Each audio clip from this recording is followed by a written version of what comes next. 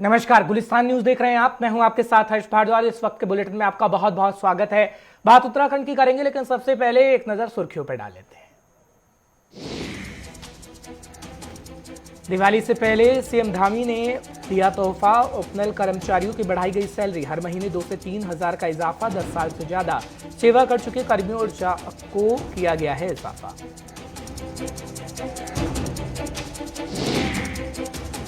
उत्तराखंड में आपदा को लेकर हरीश रावत ने सरकार पर किया वार। आपदा से प्रभावित लोगों को मुआवजा दे सरकार।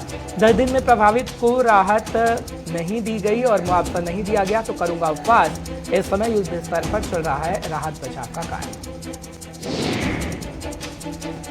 देवभूमि में कोरोना की रफ्तार में आई कमी। 24 घंटे में आए 12 नए संक्रमित मामले। एक भी मरीज की मौत नहीं हुई। 14 मरीज ठीक होकर घर गए। एक्टिव मामलों की संख्या 166 पहुंची।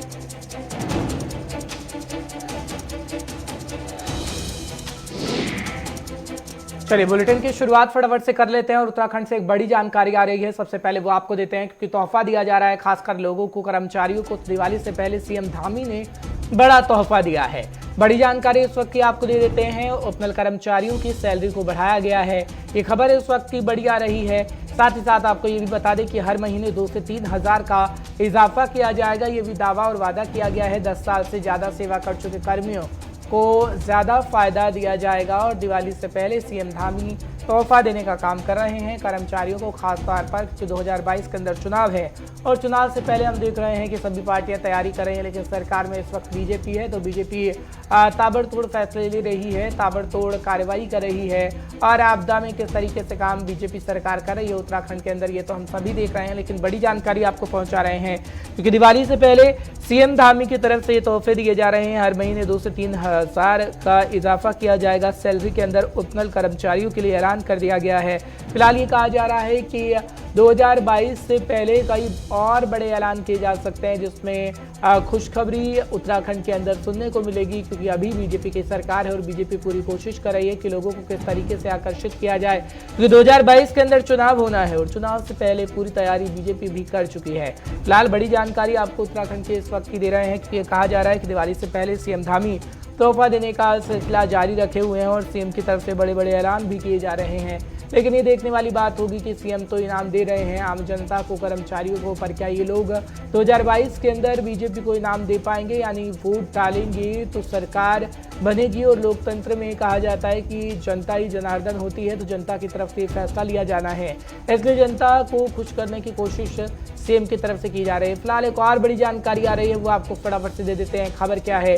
सीएम पुष्कर सिंह धामी ने राहत कोष में अक्टूबर का वेतन दान दिया है। ये जानकारी इस वक्त आ रही है। आपदा से निपटने के लिए मदद का हाथ बढ़ाया गया है। इस वक्त की बड़ी खबर, बड़ी जानकारी आपको दे रहे हैं, क्योंकि सीएम ने आपदा से निपटने के लिए लोगों से मदद की अपील की है कि मदद की जाए, खासकर लोगों की, और सभी लोग एकजुट होकर मदद करें। अधिकारियों से प्रभावितों को हर संभव मदद पहुंचाने के लिए कहा गया है। सीएम की तरफ से जानकारी ताजा इस वक्त मिल रही है। आपको बताने की कोशिश कर रहे हैं कि सीएम पुष्कर सिंह धामी ने राहत कोष में अक्टूबर का वेतन दे दिया है। और अक्टूबर का वेतन जब दिया गया है तो थोड़ी मदद इससे मिल पाएगी। हालांकि राहत बचाव कार्य जारी है और आपदा से निपटने के लिए मदद के लिए आए हैं सीएम पुष्कर सिंह धामी। और अपने कार्यकर्ताओं से भी अपील की गई है कि सभी लोग मदद करें। फिलहाल आपको बड़ी जानकारी, बड़ी खबर दे रहे हैं कि आपदा का मंजर इस वक्त उत्तराखंड के अंदर देखने को मिल रहा है। और खबर खास तौर पर यह है कि सीएम पुष्कर सिंह धामी ने अपने अक्टूबर की सैलरी जो है, वेतन जो है, वो राहत कोष में दे दिया है सीएम पुष्कर सिंह धामी ने, ताकि बाढ़ पीड़ितों की मदद की जा सके। खैर, ये देखने वाली बात होगी कि कितनी मदद होगी और जनता कितनी खुश होगी सरकार के काम से। फिलहाल आपको जानकारी इस वक्त बड़ी दे रहे हैं कि तोहफा तो दिया जा रहा है सीएम की तरफ से, लेकिन दूसरी तरफ जो आफत बनकर बरस रही है बारिश, उससे निपटने के लिए भी सीएम धामी ने राहत कोष में अक्टूबर का वेतन दे दिया है। और ये कहा जा रहा है कि उससे पूरी मदद मिल पाएगी।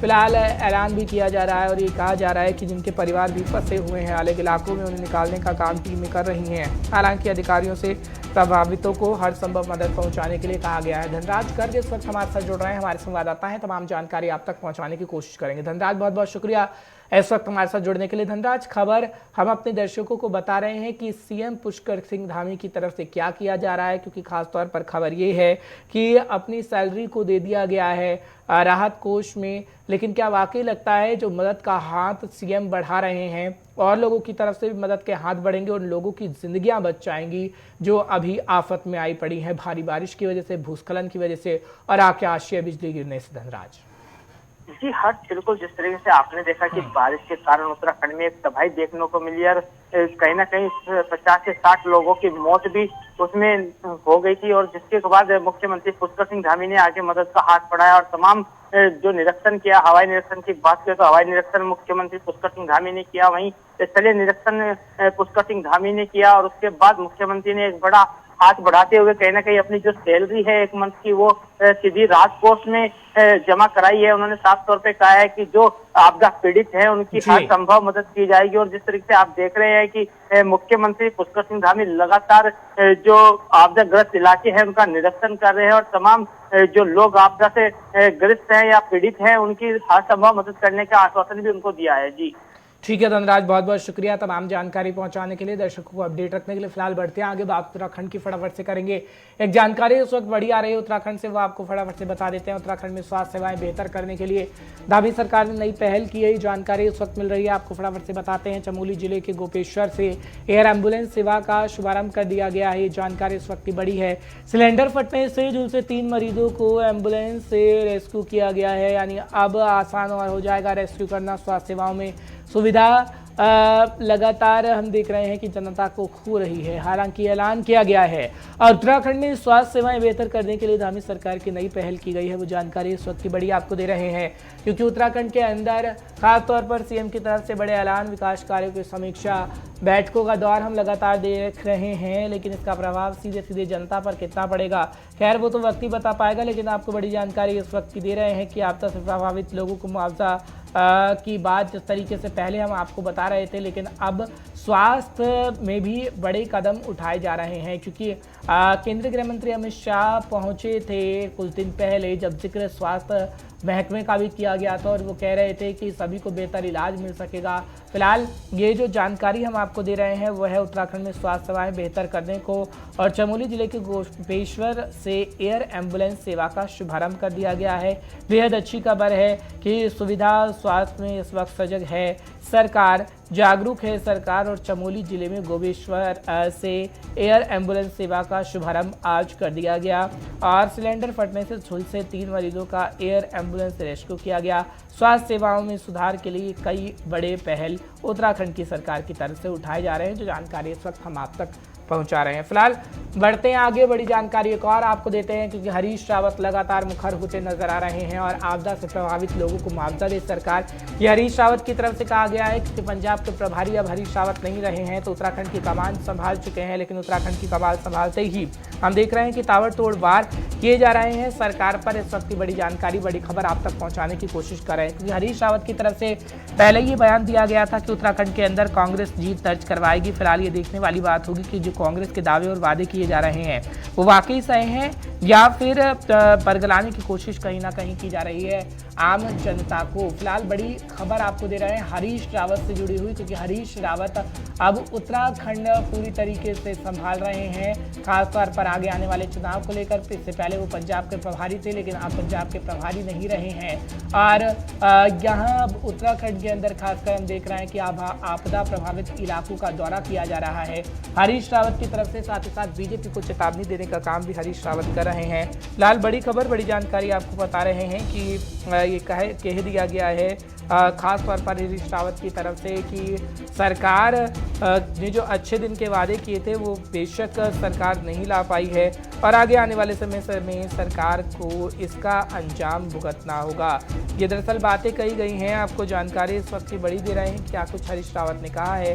फिलहाल खबर ये भी है कि हरीश रावत अब एक भी दिन नहीं बैठेंगे और हर एक दिन सर्वेक्षण किया जाएगा उन कामों का, जिन कामों की शुरुआत हुई थी अस्पतालों का, जहां पर ये कहा जा रहा है कि अस्पताल बेहद अच्छा है और वहां पर सभी को अच्छा इलाज मिल रहा है। पुलिस स्टेशन के जिक्र करते हैं तो कई बातों पर रावत ने निशाना साधा है बीजेपी पर। संचित शर्मा इस वक्त हमारे साथ जुड़ा है, हमारे संवाददाता हैं, तमाम जानकारी आप तक पहुंचाएंगे। संचित, बहुत बहुत शुक्रिया इस वक्त हमारे साथ जुड़ने के लिए। रावत पंजाब के प्रभारी थे, लेकिन अब वो नहीं रहे हैं, वहां से छुट्टी हो गई है। पहले ही इशारों में हरीश रावत ने बयान दिया था कि अब मैं उत्तराखंड का प्रभार पूरी तरीके से लेना चाहता हूं क्योंकि 2022 में जीत को तय करना होगा, लेकिन हरीश रावत ने कहीं देर कर दी या फिर जनता वाकई हरीश रावत को अभी पसंद करती है कि आगे आने वाले समय में हम देखेंगे कि हरीश रावत भी उभर कर सामने आ सकते हैं? संजय, देखिए हरीश रावत एक बड़ा चेहरा माना जाता है उत्तराखंड की कांग्रेस में, और जिसको लेकर के लगातार वो हरीश रावत उत्तराखंड में सक्रिय रहते हैं। लेकिन जिस तरीके से उनके पास पंजाब की जो जिम्मेदारी थी, उस पंजाब की जिम्मेदारी की वजह से उत्तराखंड में सक्रिय नहीं हो पाए। इसीलिए उन्होंने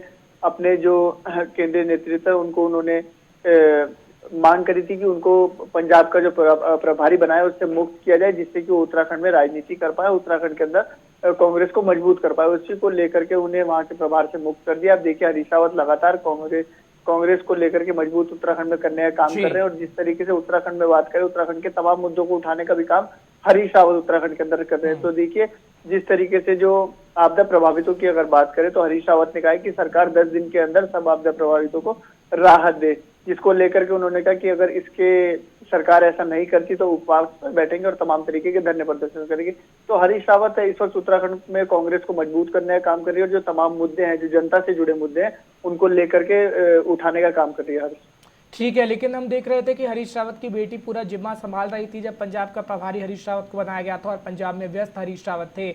लेकिन क्या जमीनी स्तर पर हालात को समझने की कोशिश कांग्रेस कर रही है कि हालात क्या है, और जमीनी स्तर पर अब कांग्रेस को निकलना होगा? क्योंकि आपदा प्रभावित इलाकों का दौरा तो हरीश रावत कर रहे हैं, लेकिन तमाम उत्तराखंड वासियों को साधना होगा, तभी जीत तय हो पाएगी। बिल्कुल, देखिए हर्ष, अगर जातीय समीकरण की बात करें तो उत्तराखंड के अंदर जातीय समीकरण दोनों ही पार्टी, चाहे वो कांग्रेस पार्टी चाहे वो भारतीय जनता पार्टी, और दोनों ही साथ है, और साथ ही साथ हर वर्ग को साधने का काम दोनों ही पार्टियां करती है। तो इसी को लेकर के आप देखिए कि जमीनी स्तर पर अगर कांग्रेस की बात करें तो जमीनी स्तर पे जो विपक्ष का काम होता है वो लगातार अब कांग्रेस करती हुई नजर आती है। हालांकि जो बीते दिन सरकार के थे उसमें विपक्ष में जो विपक्ष का जो रोल रहता है उसको कहीं ना कहीं कांग्रेस ने नहीं निभाया, लेकिन अब जैसे जैसे चुनाव नजदीक आते जा रहे हैं तो उसी को लेकर के जो कांग्रेस पार्टी है वो लगातार आप देखिए विपक्ष का रोल निभाने में लगी, और तमाम तरीके के क्षेत्रों में जाकर के तमाम तरीके के मुद्दों को उठा रही है, धरना प्रदर्शन कर रही है, और जनता के बीच में अपनी मौजूदगी दर्ज कराने का काम कर रही है। ठीक है संचित, बहुत बहुत शुक्रिया तमाम जानकारी पहुंचाने के लिए, दर्शकों को अपडेट रखने के लिए। फिलहाल बढ़ते हैं आगे, बात कोरोना की फटाफट से कर लेते हैं क्योंकि देवभूमि में कोरोना की रफ्तार में कमी आ गई है। इस वक्त की बड़ी जानकारी आपको दे रहे हैं क्योंकि 24 घंटे में 12 नए संक्रमित मरीज मिले हैं। ये जानकारी इस वक्त की बड़ी है, आपको बता रहे हैं। एक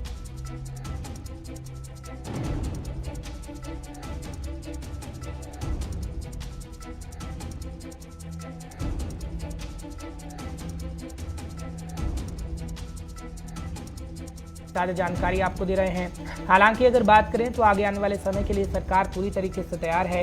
प्रशासन की तरफ से ये भी कहा जा रहा है कि हम पूरी तरीके से तैयार हैं, और ख़ास तौर पर प्रशासन पूरी नज़र बनाए हुए है।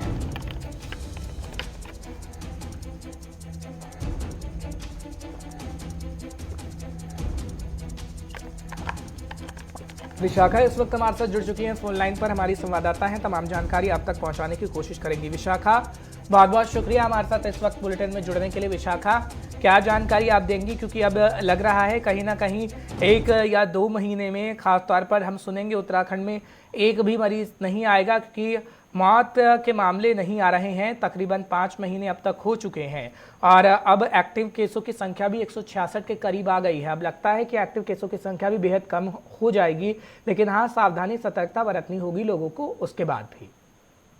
जी बिल्कुल हर्ष, देखिए कोरोना का जो ग्राफ है उत्तराखंड में वो काफी नियंत्रण की स्थिति में है, और जिस तरह से केसेस की जो संख्या है वो लगातार घट रही है।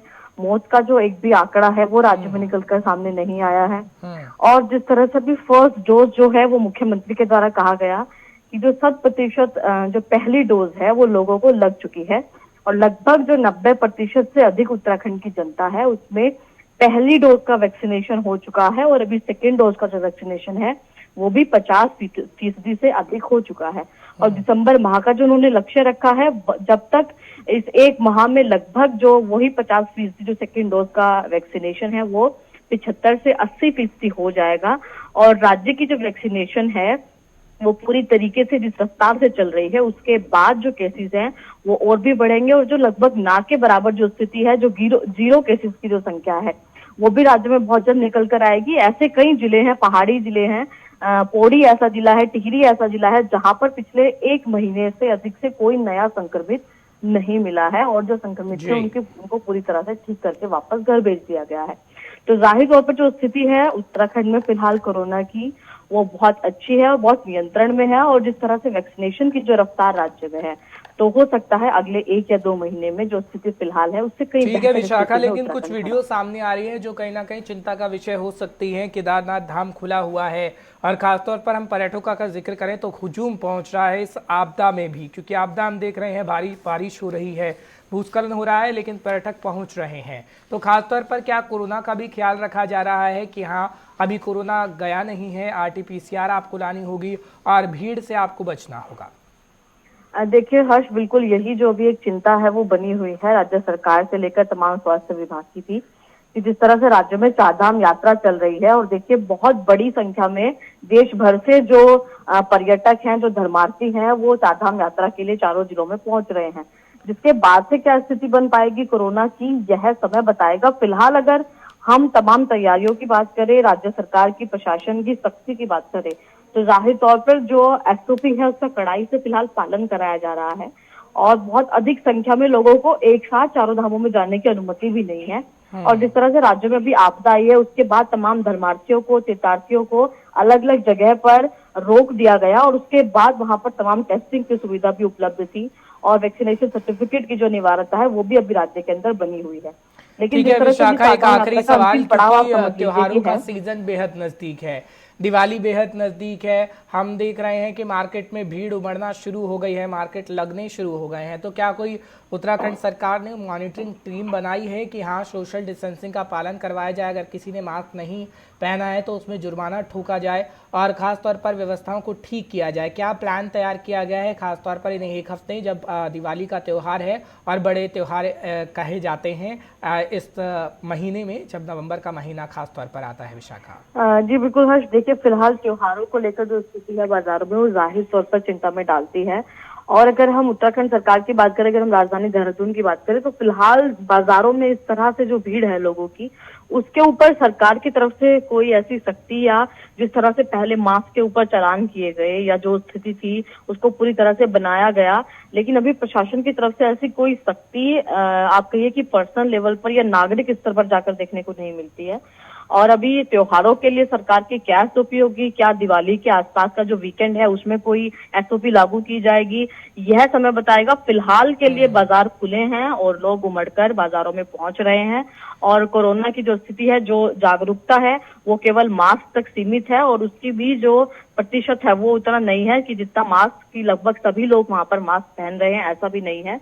जो प्रतिशत विशाखा, बहुत बहुत शुक्रिया तमाम जानकारी पहुंचाने के लिए, दर्शकों को अपडेट रखने के लिए। फिलहाल विशाखा जानकारी दे रही थी कि हालात उत्तराखंड में क्या है। फिलहाल परिस्थितियां सामान्य है कोरोना को लेकर, लेकिन आपको सावधानी सतर्कता बरतनी होगी। फिलहाल उत्तर प्रदेश का फटाफट से जिक्र करते हैं क्योंकि उत्तर प्रदेश से एक बड़ी जानकारी मिल रही है। योगी आदित्यनाथ सरकार ने बड़ा फैसला लिया है, ये जानकारी इस वक्त की आपको बड़ी दे देते हैं।